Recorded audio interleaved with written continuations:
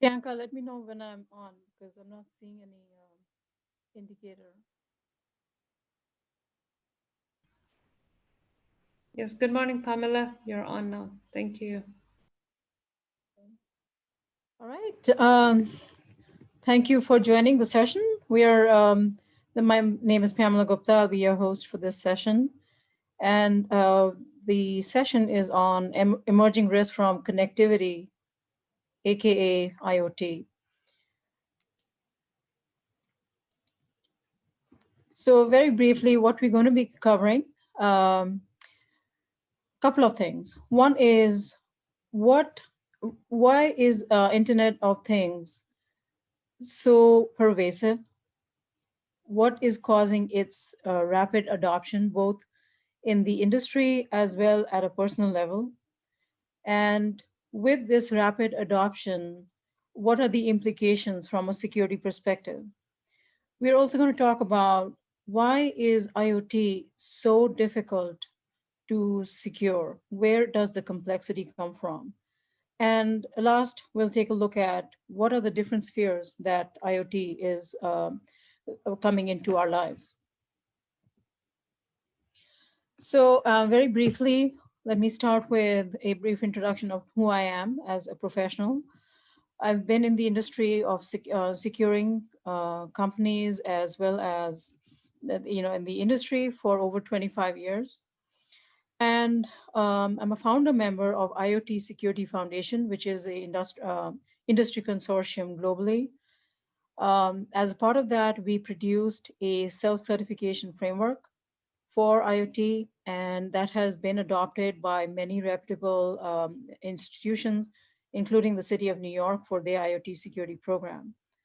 And then I won't go through all the things that I have listed here, but I speak, present, and publish very frequently on security thought leadership, including artificial intelligence and securing ML systems.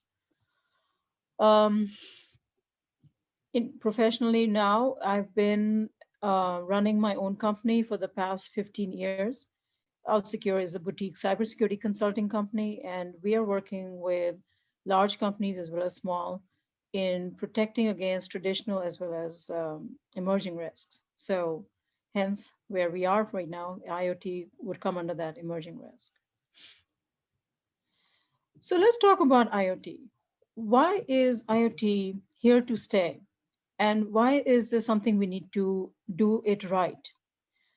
The It offers immense opportunity, and with that, if we don't do this securely, it brings immense risks. So, some fun facts and some very relevant facts. The economic impact of IoT is significant and is going to be measured in trillions.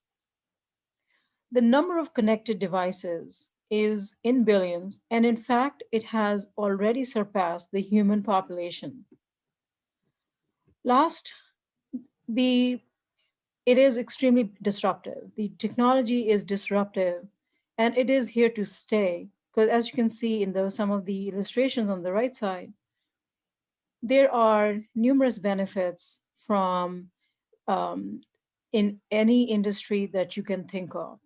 What you're seeing on the right side is agriculture. There is benefits in supply chain, in manufacturing, and these are in terms of cost efficiencies, which means there's a direct dollar impact for business. And that is why this is not something that we can ignore because the business is going to demand it and is demanding it already.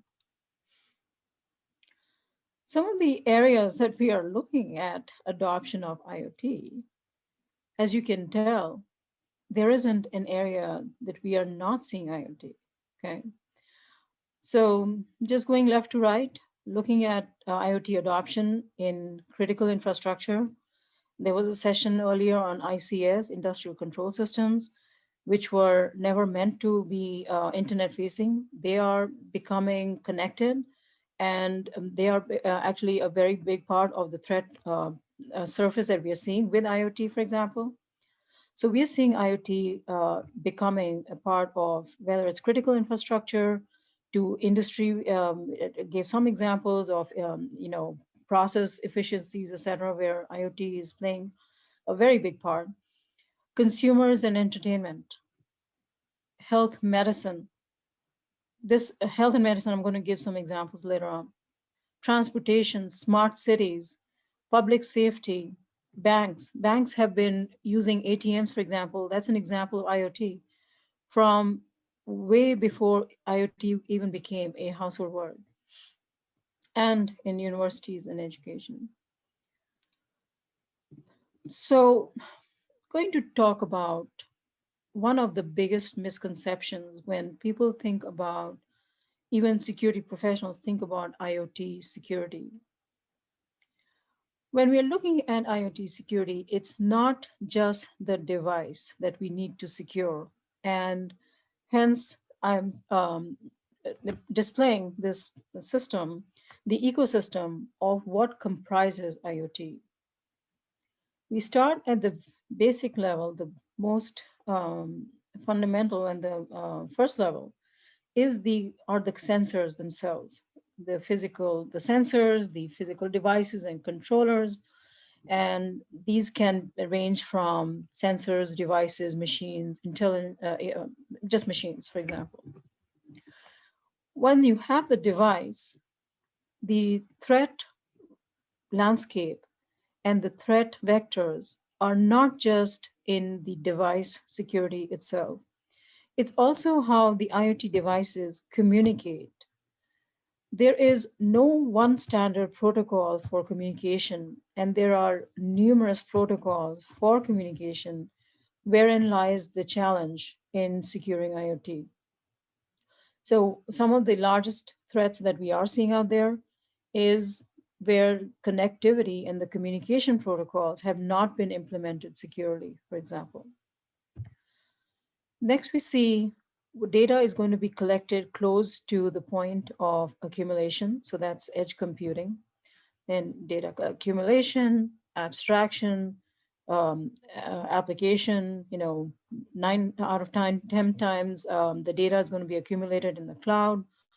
And then in order for this to be useful and a business driver, it's going to be analyzed and be distributed to other processes. So each point in this architecture, in this ecosystem, we can have an introduction of a threat and a risk. So that, as you can see, makes it multiply very, very quickly in terms of the threat surface. This is a IoT Eclipse working group depiction of a ecosystem components. And what I like to highlight here is that whether it's at the device level or at the gateway or the IoT cloud platform, there's going to be hardware and there's going to be software. And as security professionals, as soon as you introduce software, application security is a very large and it can be very complex. And in addition to just even application security for each one of these components in the ecosystem, we're looking at things such as firmware as well. So uh, again, to highlight, that's where you are seeing that the threat surface keeps expanding, and the understanding of this ecosystem is not at the level that we need it to be able to introduce security and the right measures to protect ourselves from IoT. So common IoT attack types. Before I talk about that, let me mention one thing, that just because IoT is one would think is a new realm, doesn't mean that the old, what we are familiar with in terms of legacy understanding of security, for example, we still need to use those concepts. We still have to remember those and implement those concepts. For example, telnet is a very insecure protocol and should not be used, especially if it, because the traffic goes in clear text, for example.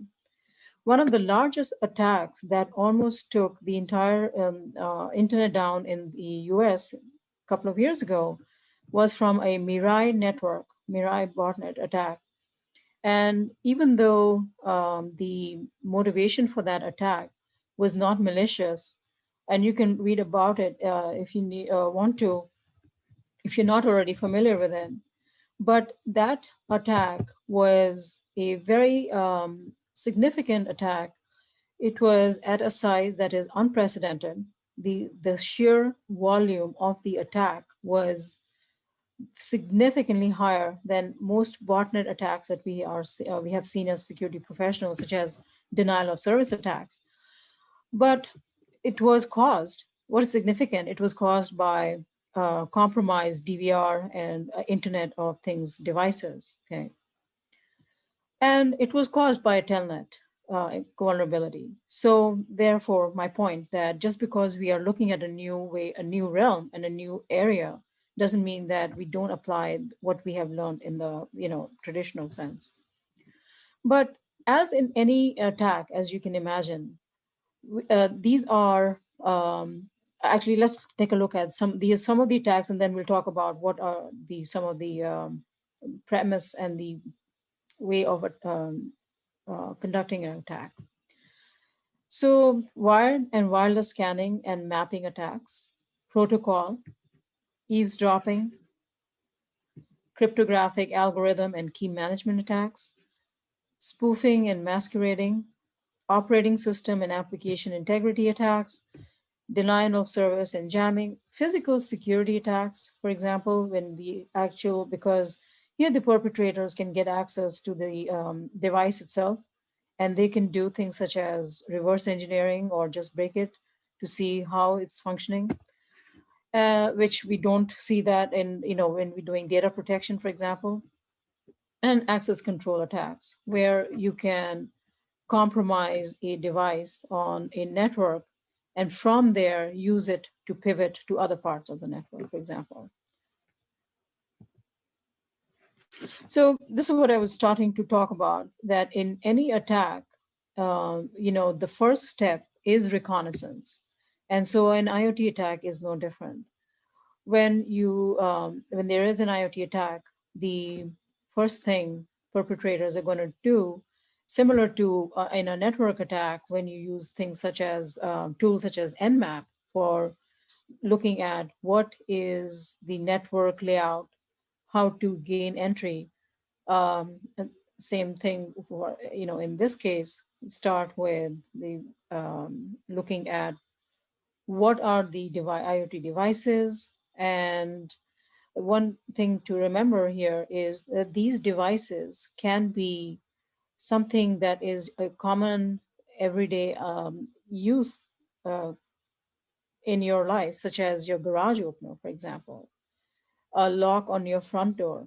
Um, um, okay, so that is just on the personal level, and actually I do have an example of an article I wrote on a connected lock, a IoT lock, enabled lock, where it was a design issue and the perpetrators were able to indicate that the front door was locked, even though it had been compromised and they had unlocked the door. So anyhow, the beginning point is going to be reconnaissance for any attack, and IoT is no different. This is the article I was referencing. Please, just reach out to me if you're interested in learning more about it.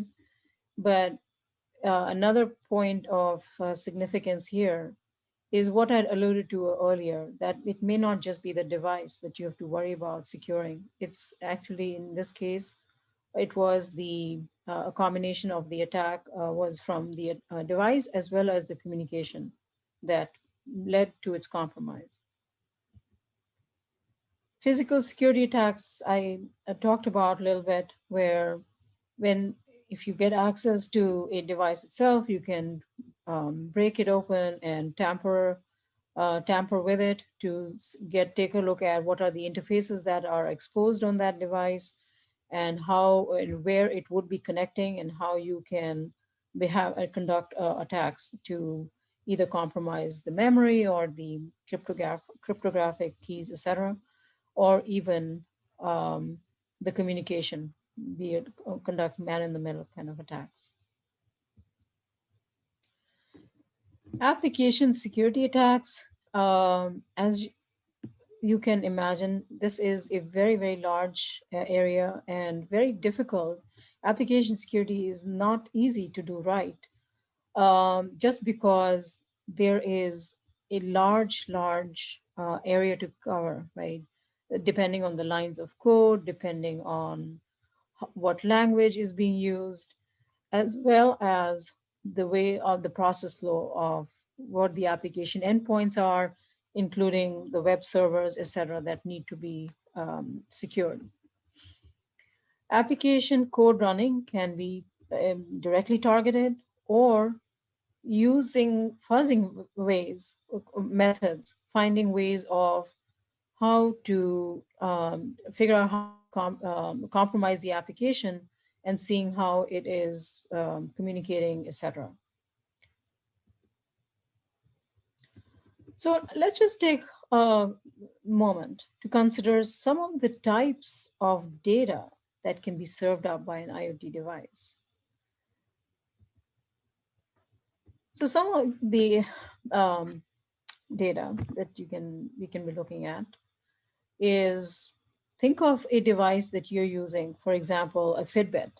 Okay, um, that Fitbit can actually not only track what it is supposed to be, which is, let's say, how many steps you took in a day, but also it is looking at where you are at and communicating other pieces of information that may not even be a part of the functionality of a device or what you bought it for example. And we look at some other more examples. Who you're communicating with, details about your health, utility usage, so meters, smart meters, for example, around your house, driving history and behavior, company production details. If it's in a manufacturing plant, for example, there are going to be sensors, large number of sensors, all through the production machinery and process. Aircraft.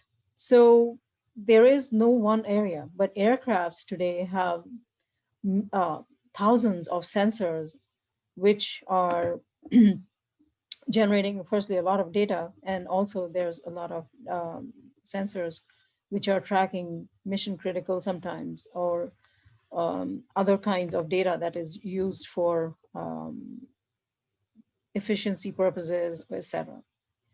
List goes on, but the data can be coming from multiple ways, and it can have multiple um, sensitivity levels. So let's take an example of a couple of years ago. Samsung Smart TV had a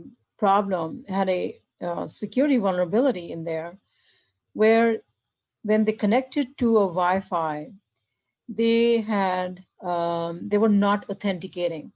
Okay, so they were using Wi-Fi Direct, which did not do authentication properly. Okay, and um, this Wi-Fi Direct basically allows devices to connect not just to the network but also to each other without requiring a wireless access point.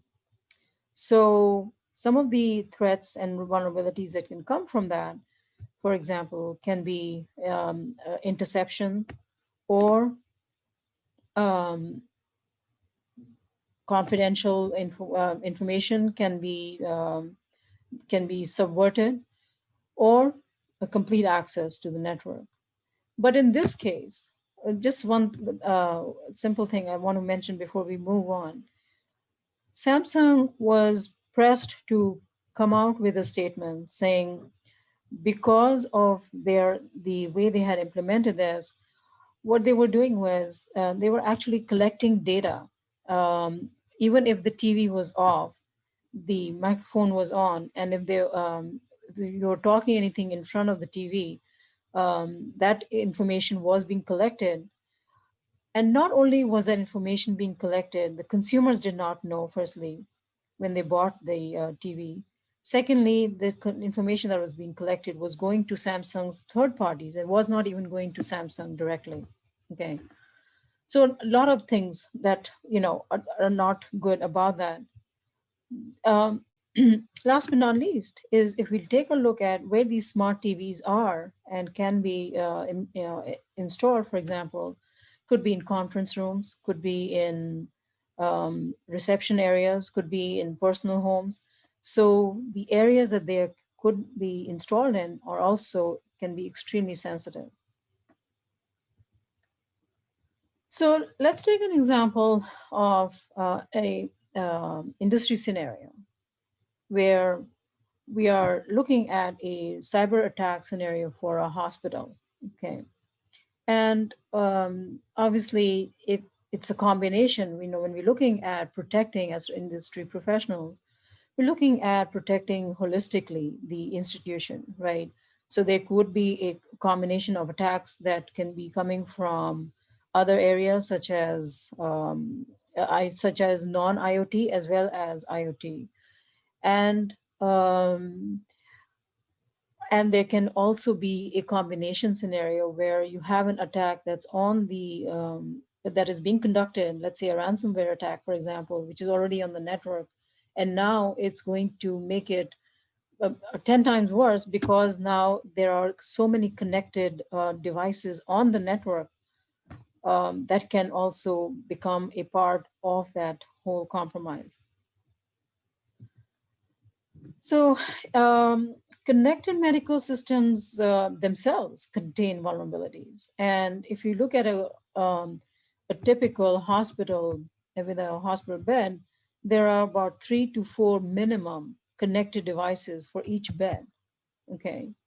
And if these systems are not created securely, and you can see, just to highlight again, reiterate again, where these vulnerabilities can come from, you can see how insecure it makes that environment, whether it's coding, legacy code, or third party devices, or database command injection, so application security attacks, um, communication attacks, etc. All these, you can see how it kind of comes together in a real environment. You may also be aware of Shodan, which is similar to Google. When you do a search on Google, you're searching for terms. Shodan is a platform which can be used freely. Actually, you don't even have to pay for some of the functionality, and you can find out uh, exposed industrial controllers, exposed devices on the internet. You can do a search for uh, give me cameras that are not protected by passwords, and you can actually go and see camera feeds from these cameras, for example, which are connected to the internet. But coming back to the hospital scenario, you may or may not realize that there are industrial controllers in hospitals.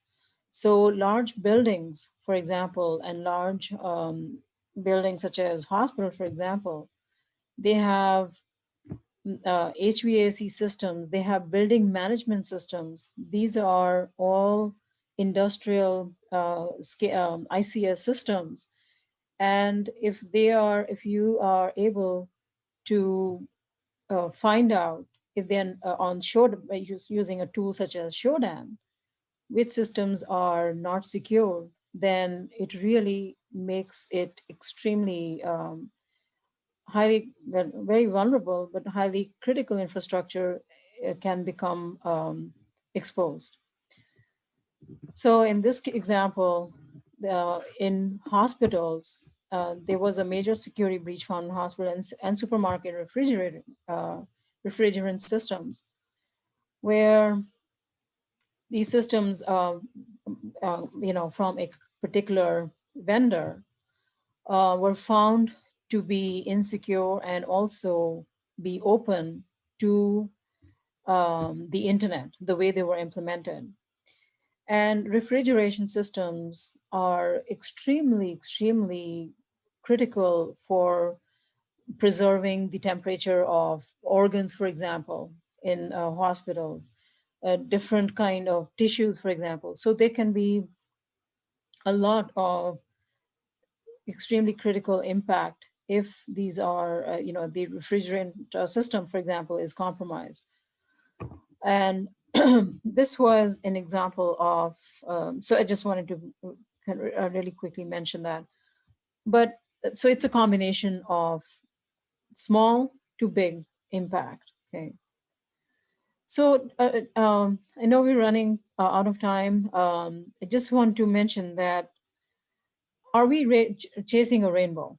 Meaning, can we do IoT security?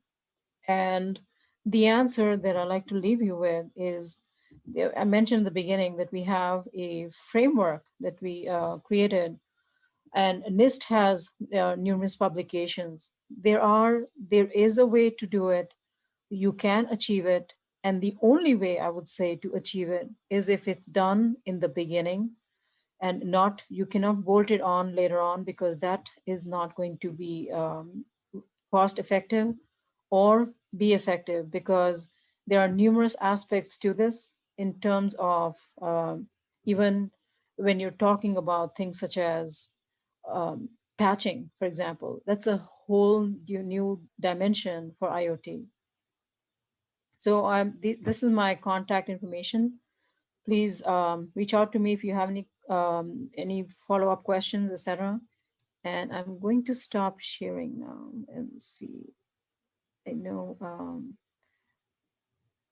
So, okay, Priyanka, I am done, and we can proceed to questions if you have any.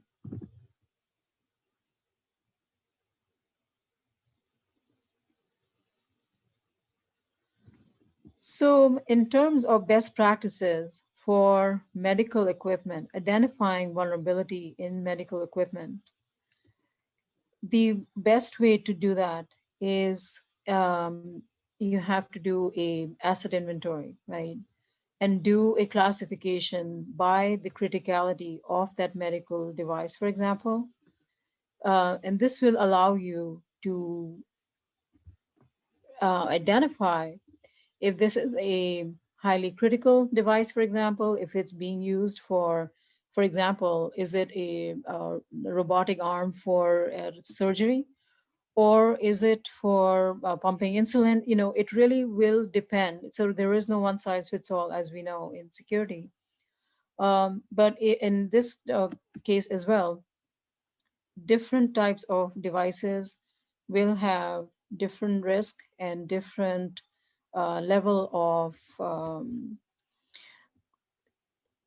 requirements based on either for confidentiality, or it could be for integrity, or it could be for availability. So there is no one size fits all. But I would reiterate again that if you want to have a, a chance at doing this, doing IoT security, we need to take a look at having the conversations right from the beginning with the developers.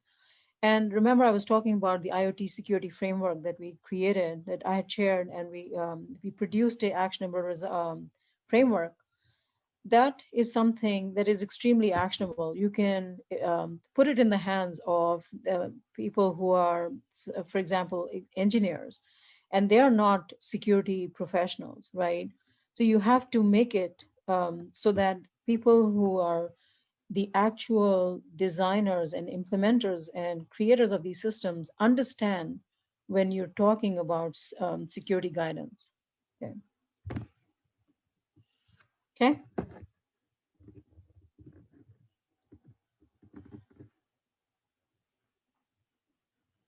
All right.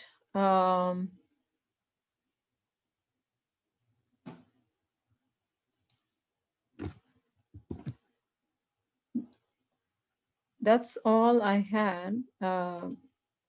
If you have any other questions, please let me know. And if not, I'll put my contact information up again, and feel free to reach out to me either email or on LinkedIn. I'm very active on LinkedIn. One of the areas that um, I'm very involved with is in smart cities, and I'm on the NIST GCTC Smart City Cybersecurity Privacy Advisory Council. And in fact, for COVID-19, I had led a task force for creating a resource toolkit for business resilience as well as security and privacy. So if that's something of interest to you, that has a lot of very good free guidance, including for things such as ransomware,